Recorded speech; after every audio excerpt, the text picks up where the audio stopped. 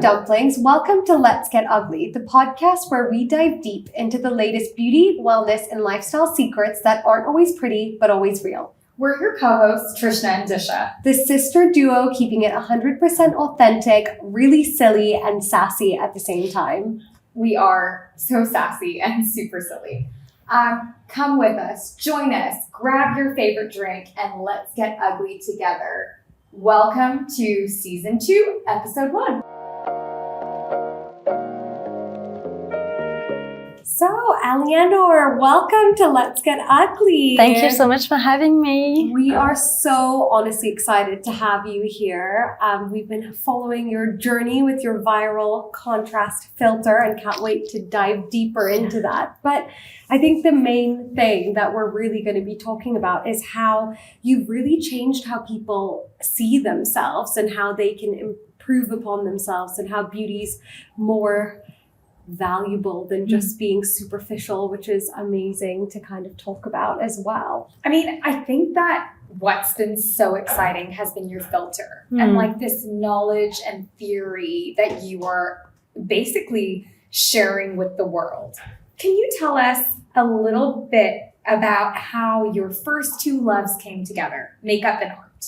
Yeah, very interesting. Thank you so much. Very excited to talk about this because it's always been very clear in my mind that the two are linked. I've always been very artistic in my life. I wanted to do artistic studies first, but I didn't. So I dived into makeup when I was doing other studies like business school and stuff. So makeup has always been like my creative output. And also since I've been doing art for a very long time, I think some stuff in my mind were linked, like how you see your face and how you understand colors and how things are proportioned. And so I think it was always clear in my mind. And when sharing it on social media, it was so obvious to me that it came naturally to talk about it this way. So yeah. Yeah, that's really interesting. I mean, what was the moment where you were like, makeup and art go hand in hand? Like, what was that moment for you where you saw that correlation really clearly? So I think when I studied makeup, because I did makeup school, and the teacher taught about color analysis and how you can mix the colors to create new ones. So I saw the direct link between what I learned for art and what I was learning for makeup. So I think it was more clear to me, like consciously, that the two were kind of the same thing, but for your face. So yeah. I mean, it's such an interesting world, isn't it? There's like undertones and there's shades and there's so many of these different possibilities, endless possibilities, I would say. Was there like a favorite look that you created or something that was like super memorable where you were like, oh my gosh, like I love this? So I think it was more a memorable look that didn't work for me. So I think I learned a lot from my mistakes in makeup. So I used to do tutorials on other celebrities. Like I was trying to do looks from celebrities on myself and I created it nice. It was like the look, but it didn't look good on me. So that's when I was like, why does it look not good on me? Like, why do I look ugly now? So that's when I started analyzing a bit why some stuff that looked good on other people didn't look good on me. Or when I tried to do makeup on clients, sometimes stuff didn't look good on them if I didn't take into account their face, their colors, and their contrast. So yeah, that's more the things that I remember. It's like when I stopped doing it as everyone else was doing it, and I started taking into account my face and what works just for me, instead of trying to do the trends or the looks that were trending online. Is it more of like a self-expression for you, or is it a creative outlet? Kind of both. I think it's really nice to have your brushes. Like you can see the link between art and makeup with the tools you use and the textures and stuff. So I really like that.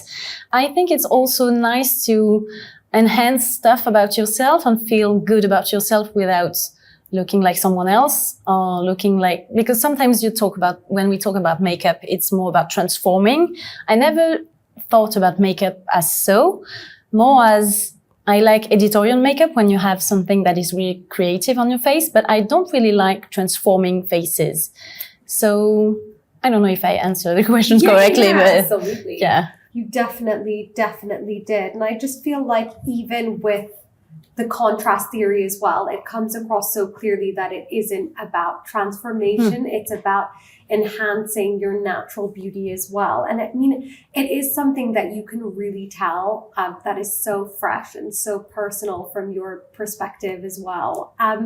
You know, what was the spark that brought that to life then with the filter in particular? Because a key thing that I think our listeners should know and viewers is that you actually drew the faces for the filter as well, which is amazing, honestly. I can draw stick figures, so I was like stick figures with anchor bodies and 2 wiggly hairs. Yes. That was Disha's like school diary. It's so true. So I was like, you drew it. That's why when we had our conversation, and I was like, you drew it? Yeah. Wow. So tell us about what brought it to life and how you came up with it. Well, actually, I didn't create it alone. Like, I worked with someone who create filters about colors and color analysis and stuff. So he knew his stuff. But I always loved explaining to people. Like, that's why I create on social media, I think, because I like to share and to make something that seems complicated easier to understand and to comprehend. So that's also why I love drawing, because everything is linked. Like, you can explain so much using drawing and showing people the stuff. So it's easy to talk about contrast, but when you have the filter, you can really show the difference between them. I didn't even want to use real faces because it's easier when you have a face that is drawn to see yourself a little bit in it. It was difficult. I put a lot of pressure on myself to draw this face. I tried different ones and I was like, it's okay. Just has to look like a face and to see the contrast on it. So I wanted people to look at the face and see a bit of themselves. I wanted a face that everyone can more universal. Yeah, exactly. So that's why I put a bit of pressure on myself for that. But when I created it, I was quite happy with it. So I'm happy to have a bit of my drawing also in this. Definitely the art comes back. I have to say, like, we are so obsessed. I am really obsessed with this filter. Like, we talk about it all the time. Yes. We talk about it in lectures. We talk to people about it. Wow. When we were recording the episode and you were coming, we were telling everybody, like, the woman that does high contrast and low contrast is filming with us. Like, it really is super exciting. TikTok's talking about it. You're up for an award. Congrats. Really? Yes. No. Yes. You're kidding. No, I didn't actually. First time, breaking news. Wow. Yeah. Okay. Yeah. I'm pretty sure I saw Okay. it. Okay. Yeah, the trend is up for an award. Wow. And like literally everyone is talking about it. Yeah. Like, they had a That's presentation crazy. in their HQ. And your filter was fully there. Yeah. So considering how virally popular it is, I don't really want to use exclusively viral because I see viral as like short term. This is not short term. Why do you think people are so obsessed with this? I think it's because it's a different way of talking about something we talk about a lot, like what makeup should we wear? And maybe it's because it's a different kind of filter. We were talking about it before shooting, but most of the filters online are transformative or like cute games and stuff. But this one is more to learn something. So I think that makes it a different way of using a filter, using it a lot to create different kinds of makeup. So I think that's why also it has been so used across the world. It's crazy. I see people using it like all over the world and doing makeup for the contrast. So that's nice because they are understanding by doing it. So you guys know when you want to learn something, you have to do it to comprehend it even more. So yeah, I think that's why it has been so used across the world, is because it's easier to see and then use it. I feel like it's really obvious, especially with the filter, that your love of art is really coming through with that as well, because of how you, even in your videos, when you explain everything and you talk about how colors go together and how to kind of understand what is kind of necessary to do that. And I just feel like with that, do you think that people are kind of using it to create stories within it, or is it more for self-confidence? Like, where do you kind of position it? Well, I think people are using it in a various different ways. Not everyone is understanding that it's not a trend. It was also used a lot to do the trend of contrast makeup, which is fine because people are talking about it. So they are also learning about it. So that's nice. But some people understand that it is crucial to understand your contrast to do your makeup. So I think it's nice to see that it's a bit of both. Like people are playing with it and also trying to understand themselves better, which is the goal. So I think also like when we look at beauty is also a very, very emotional part of the day as well. Like I think I totally agree with you, people using it in different ways, but I think one part about it is definitely like looking and feeling your best. And I think that that's quite interesting. I mean, it's a big contribution to society, I think. What you've created, because it really has given people the tools to empower themselves. Have you had any like really sweet feedback or comments from people? Yeah, actually, yes, from people all over the world saying, I've tried your filter, and it's not especially creators that are using it and showing stuff online, but more people that have understood better what looks good on them. And I feel like crying every time I get some messages like that, because people are saying, I feel beautiful now, or I never knew how to do my makeup, so I didn't wear it and didn't feel beautiful. And I found my perfect lipstick, so now I feel beautiful and feminine. So that's the best kind of feedback I can have about this. I'm so glad. Oh, no, that's really, really beautiful. Definitely. Just to see people feeling special about an important part of the day, because that's self-care, right? It's a moment for yourself to feel good and to feel empowered in a way. Exactly. And you've created something that has given people the opportunity to discover that for themselves, which is so amazing, honestly. I have a question though. So obviously if someone were to use the filter, they discover their contrast level, what's kind of the next stage in their journey? Yeah. So exactly. You don't have everything with the filter. It's like the first version of it. So maybe something next will come with more indication of what you should do according to your contrast. But in my content and in what I share online, I try and show various examples of different women with different kind of contrast and how they do their makeup and how it looks and why it looks better or not. So I don't like to use good or bad because it's not the goal. It's more like balanced. I like to talk about it like if you want to look at a person and see their whole face or see the makeup first. So that's when I share examples of what you should do. If you want everything to look balanced and see the person. If you want to have something nice and bold and see the makeup first, you can also do other stuff. So I show examples of both. But the idea is when you know your contrasts, you want to balance stuff out with your makeup so that everything looks more like the same contrast level on everywhere on your face, so that it's more soft and balanced. Everything is about balance in makeup, I think. When you want to feel like yourself and look like yourself, of course, you can have a fun night and do something different. But yeah. Medium contrast seems to be the trickiest one then. Yeah, it is. Of course it is, because you have to make a choice. Exactly. And also it's not... I like to share it in categories, but of course people are in the middle, in between.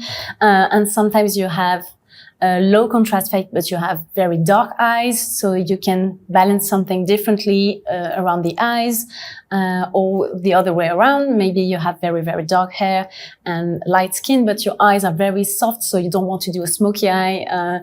So yeah, everything is in...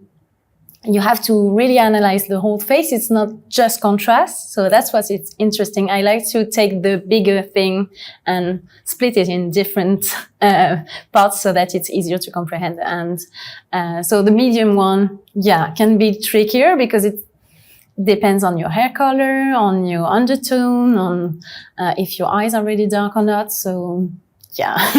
But There's a lot to think about. yeah. There is. I love how people are like, oh, you just put on whatever and it's fine. But actually, there's so much analysis and thought that goes into if you want that balanced look, how to achieve it. What I like about it also is that it makes you look at yourself, and it's kind of an introspection also, because it's difficult to look at yourself in the mirror when you're not confident. So I think it's nice to be okay with yourself and see how your face look and be okay with it, but know what works better or not on your face. So it's really about knowing yourself also, and that's a part that I really like. Yeah. Oh my God, that's so true though. Like looking at yourself in the mirror when you don't feel like you look good is such a problem. Yeah. And the lighting you do your makeup in actually really matters. Yes, exactly. Yeah. I had a horror story this weekend. Really? Yeah. We were going to a party and I was like in the bathroom and I was so tired. Like so tired. And I was like, no, I have to go. And I was putting eyeshadow on and I knew it was sparkly and I knew it was like bronze. Okay. It was pink. Oh no! Yes, it was pink. And when you went into the lights, surprise! And I was like, shit. Always double check. Yeah. I was like, this is why my like very one-dimensional vibe of makeup that I do, where I just shove on a dark lip and everything works. Works in that way. At least I know those colors, so it's fine. Even in the dark, I'm like, this shade of brown that looks like the other shade that I have will work. It'll work. So I guess this is not a short-term beauty trend, right? Like that's what we've already established. So do you think we're over that? Do you think the short-term beauty trend is dead? I kind of hope so. I think it's nice to have some different things to try out and sometimes to go out of your comfort zone to try something new, because sometimes your comfort zone is not what can look best on you. So trying something new is always nice. And in art also, like if you always do the same thing, you kind of get bored. And so it's nice to try different things. But the viral part of it and the fact that people want to be a part of the trends, absolutely, and they feel like they're missing out if they're not doing it, or if it looks bad on them, and that's the bad part. Because they're trying something, they want to be a part of the trend, and they feel bad about themselves sometimes because it's not for them, and that's okay. So I hope we'll still have some trends and stuff that people can share and try out and be creative about makeup, because it's also a creative outlet. But that people will also get back to them and think about what they want, why they do makeup, and what they want to look like also. Yeah, it definitely feels like it's going in that way, just because of all the like color analysis, obviously contrast. Like people want to know how to make themselves look and feel better rather than latte makeup, which might not work for everyone. Yeah. And also people like us love trying new stuff on beauty and talking about beauty, but most people don't quite care. They just want to look good and feel good. And so having the signature look like is okay, and they don't want to try something else. They just want to feel good about themselves, and that's nice. So we have to consider every kind of people around beauty. That's also what's interesting. Definitely. And I'm hoping that we don't have a new beauty trend, as much as I love to see them every 2 weeks, because then like when I love the experimentation angle of it, it's just the self-esteem part, right? When you feel like you don't look good enough, so you don't want to join into the trend. And that's like a huge part of social media, right? Feeling part of a community, self-esteem really gets affected by it too. I was also going to ask, like, at the end of the day, when we do have this fusion of like these trends on TikTok specifically, were there any that you did love though? Like, was there a trend where you thought like, I like this, that's or nice. like, Well, I feel like I was happy when clean girl makeup was trending, because for such a long time when I was younger, you had to look like you had a lot of makeup on.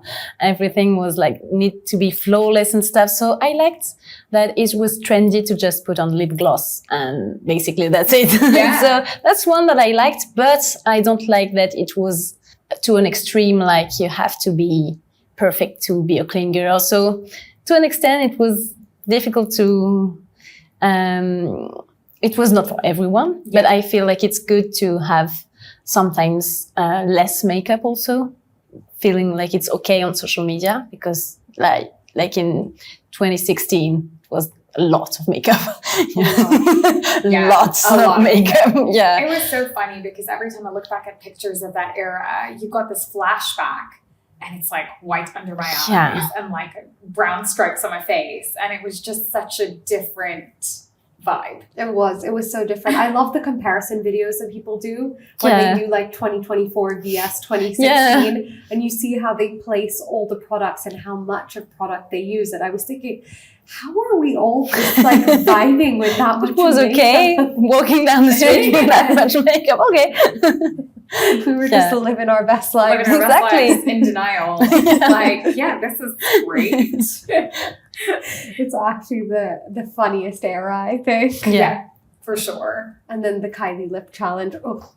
Oh yeah. Yeah, I forgot about that. All in the same time period, guys. Yeah. There's that, and then you overline so much that no one knows where the real lip is. Yeah. Oh yeah. Yeah. And the liquid lipsticks and You know what? Like, I actually don't think I would use a matte liquid lipstick ever again.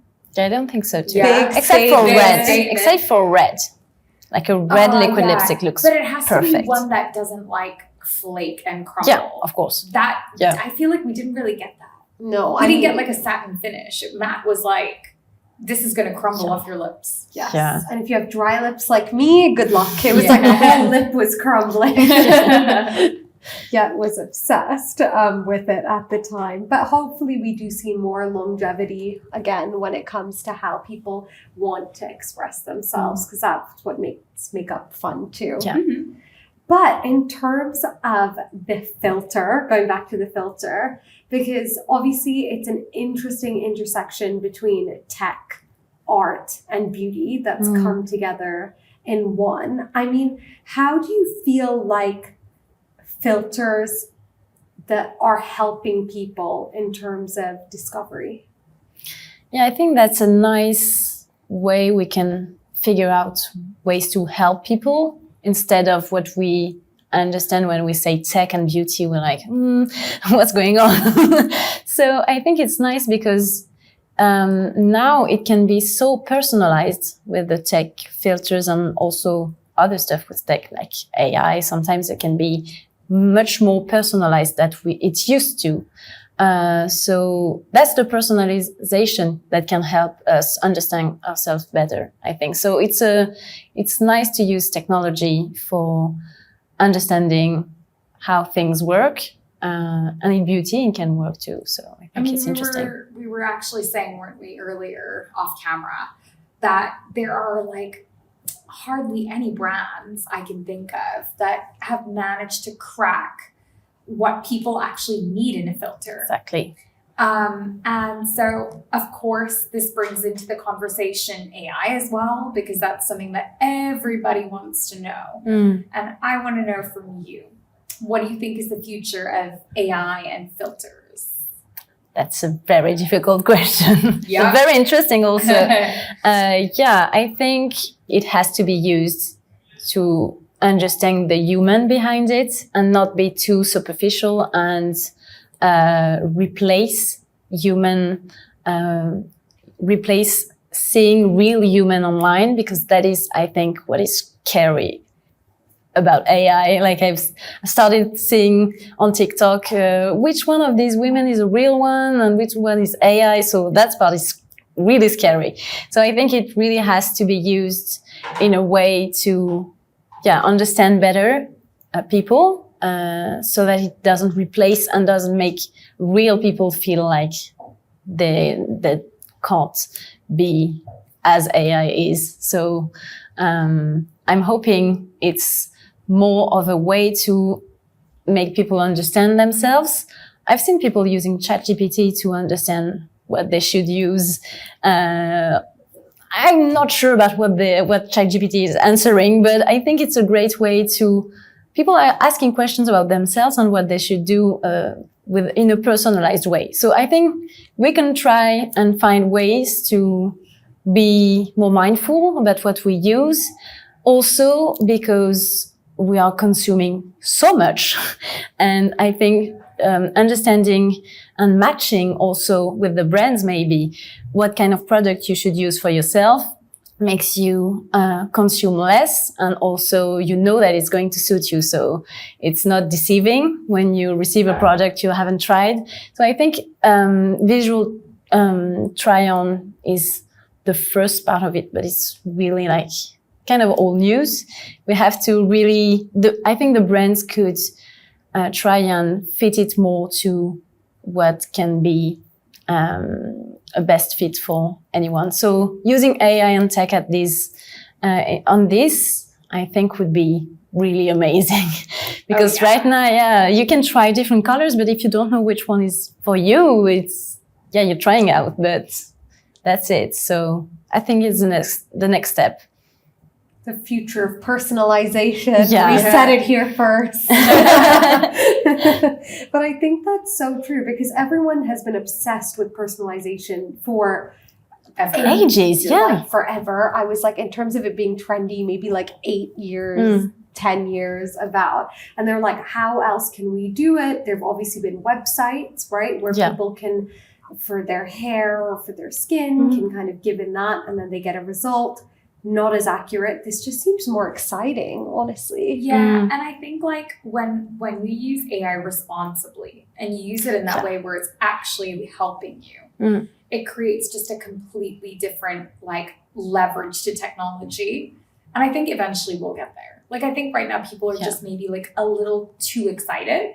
And so maybe. So everyone's like doing everything and anything. But I think eventually we will for sure get there. Yeah, hopefully. Fingers crossed. Fingers crossed. Fingers crossed that we get more exciting beauty filters from yourself. Yeah, maybe. In the near future, just to understand ourselves better, because everyone's on this era of self journeys of like improvement and wanting to grow in a way where they feel good about themselves. I'm all for it. Yeah, me too. Like you have the winter arc and people trying to better themselves on every level. And I think in beauty, you can try and understand yourself better to feel better. I hope it's the future. Me too. Definitely. But I have a question, because you've had extensive marketing experience as well. Yeah. Which is incredible. How did that then help you in terms of your journey as a content creator? Yeah, interesting question. I think I've created content in a marketing way for a long time. And also understanding the beauty industry, because I've always worked in it, in the marketing part of it. So I think I understood what people got bored of as far as content is concerned. So at first I tried to do as everyone was doing. And then I was like, that's not adding value. And I don't want to be a part of not adding value and make people understand themselves better. And I think social media is such a great tool to learn new stuff. Like especially TikTok is very, very nice to share and teach people stuff in a very humble way. Also, it's not like you have you're not in a classroom. You have someone sharing stuff that they tried on themselves. So I think I was kind of bored of the marketing part of it, actually, and the way we have to talk about products, like the briefs and everything has to be very controlled. And so sharing about the other way around, actually focusing on the people and not the products, and even the techniques is like secondary to me. It's more about what's your face like, what do you like, what's your personality, and then everything goes from that. So I think I was like, I'm bored of this. I want to change it. So yeah. It's just because it's such a refreshing approach. So it's like the origin story must be told. Yeah. I mean, sharing is caring. I like that. I like that message. You know, social sharing is something that we love. So I think it's so timely. Definitely. So we are moving on. Basically, our rapid fire questions that are beauty related, and we ask them to every guest. So are you ready? I think so. So what's one beauty rule you love breaking? I love breaking every rule actually, because rules are sometimes in a time period. So apart from visual rules that are not makeup rules, like the art rules, these ones I don't quite break, but the makeup rules, like how you should apply some products, I like to change it up and use products for different things. And yeah, every rule can be broken. I think you just have to be mindful of the visual balance and aspect of it, and then you can do whatever. You can use lipstick on your eyes. You can do you can do whatever you want. I love that. If you could give your younger self a piece of advice, beauty advice, what would that be? Not trying to look like someone else and really understand how my face works and why it's also beautiful. And you don't have to try to look like someone else to feel your best. When I started realizing that and adapting my makeup to me, I felt so much more beautiful. And people are saying the word glow up. I don't like using this on social media. It can be like not good for self-esteem, but you can see it this way. When you start doing something that looks good on you, you feel better. And then when you feel better about yourself, you're obviously even more beautiful. That's so sweet. And so on brand, of course. Wouldn't expect anything less. Our final beauty question is, what's a beauty moment, good or bad, that you'll never forget? In beauty in general? In terms of something that you did on yourself, or something that you've seen, up to you. Yeah. So I'll say on myself, because I've been talking about this, like mistakes I've made. So I was obsessed with a beauty influencer in the fro. Yeah, Victoria, very famous. She looks gorgeous, but she had very, very light, almost gray hair, and she was a low contrast, basically. Yeah. Very low contrast. And I tried using the lipstick she recommended. It looked awful on me, and I felt so bad about myself. So that was kind of the turning point about contrast, actually. Like, not this example specifically, but this plus this plus this. And I was like, no, I can't wear the same lipstick as someone who has very, very light hair, and it looks like I was washed out. And it's not about me, it's just doesn't suit me. Yeah. So yeah, it was a turning point for the contrast theory, actually. Amazing. I feel like we've all had moments like that, but it's good. It's all learnings to help us know what works best for us. And plus, you look back at those moments and you laugh about it. Yeah, afterwards it's funny. Eventually it becomes funny, which is the best part. Yeah. Aliénor, this has been an amazing and inspiring conversation. Thank you so much for coming along today, sharing your insights, your artistry, your energy, the laughs. It's been great. Thank you so much. We've honestly learned so much from this chat, and we're so excited to see what you do next. But before we let you go, we have our final segment, which is our card reading. Ooh, exciting. We did a little bit of woo. Woo, I like it. It wouldn't be us if there wasn't woo, to be honest. So we will be doing a little card reading for you to let you know what's in store for your trip ahead. So excited about this. And just tap them out to get rid of the energy. And then we will ask the universe what is in store for your trip. Ooh, new love is in the air. Ooh, nice. Not romantic though for this. It's more like new hobbies, new love for a city. Yeah, maybe London. Coming in ahead of you. So I'll let you scan this later with your message for you to take away. But it has been an absolute pleasure. Thank you so much for having me. It was so amazing talking to you. I feel so aligned with the way you see beauty. So it was an amazing conversation. Thank you so much. Amazing. Thank you. Thank you.